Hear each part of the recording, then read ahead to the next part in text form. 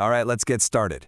Today we're heading out on a kind of virtual journey, right into the heart of the Persian uplands. We're going to unpack some really powerful ideas about nature, about peace, all from this incredibly poetic description of Afghanistan and Iran. So ready? Let's dive right in. This one line, it just sets the entire stage, doesn't it? It's like an invitation to a world that feels almost, well, mythical, so pure. It's telling us this isn't just some pretty landscape we're looking at. Nope, nature here is an active, breathing presence. Okay, so our first stop on this journey, it's all about the sheer scale and beauty of this landscape. I mean, just picture it. We're talking about places where these massive mountains literally seem to embrace the sky. You can almost feel how rejuvenating the air itself would be.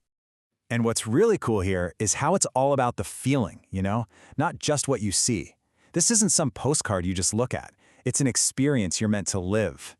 The idea is that every single step you take brings this sense of peace, and every time you look up, there's another story of beauty just unfolding right in front of you. All right, let's switch gears a bit. Let's move from what we can see to what we can hear. I want you to just imagine for a second, closing your eyes and just listening, because our next part is all about the sounds of this place, this amazing, unique symphony that the landscape itself is composing. So, first up we have the sound of the wind. And think about it, not like an angry, howling wind, but more like this constant, moving presence that's just sweeping through these enormous valleys, carving its way through the mountains over millennia. And of course, that sound isn't happening all by itself, right? It mixes, it harmonizes with the soft murmur of the rivers. So you've got this blend of air and water, and that, right there, that's the core melody of this whole region. I love this next part. It really gets to the heart of it. You see these clear springs just bubbling up from the stone. And they flow, but there's no rush, is there? It's such a powerful metaphor for how nature works. It's totally relentless, it's constant, but it's never in a hurry. It just is. Okay, so this is where things get really interesting. The source draws this super fascinating contrast between the two places. On one hand, you have the mountains of Afghanistan. The experience there, it's all about this deep, meaningful silence. The only thing breaking it is birdsong. It's a world you hear.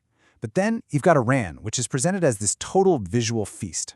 A canvas that's just bursting with color, changing from the bright greens of spring all the way to the deep golds of autumn. And that contrast of seasons in Iran, it leads us perfectly into our next big idea, this concept that the seasons are almost talking to each other, like they're having a dialogue. Each one shows up with its own unique voice, its own message for the land. So let's just walk through that cycle for a minute. You've got spring, which just bursts onto the scene with this promise of everything becoming new again. Then summer comes, and it brings this incredible tranquility you can only find way up in the high altitudes. Then comes autumn, and it has this gentle lesson for us, a lesson about gracefully letting go.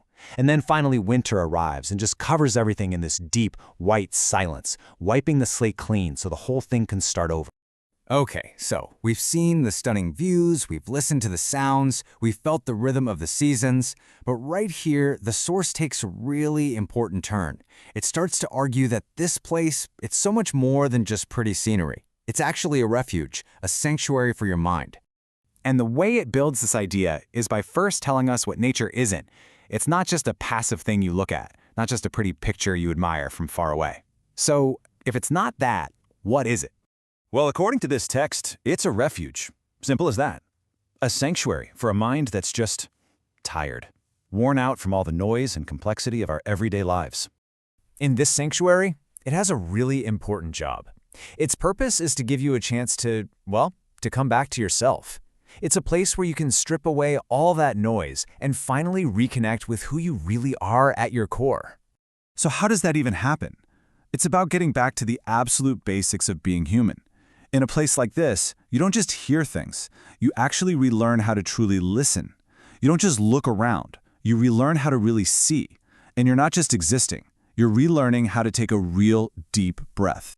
And this whole journey, both the one through the mountains and the one inside yourself, it all leads to this final, really powerful idea. And it's this: peace isn't some far-off goal that you have to chase and struggle for. It's already here. It really all boils down to one simple invitation. The text is basically asking us directly to just stop, to pause, even if it's just for a second, and to genuinely listen to the world that's all around us. And the promise is, if you can do that, you'll get it. You'll understand. You'll realize that peace is found in the absolute simplest things.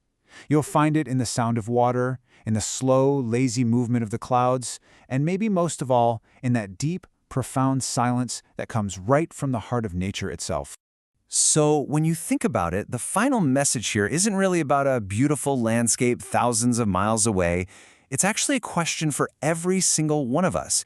In the middle of all the noise in our own lives, can we find that moment to just pause and listen for that same peace? The real question is, are you listening?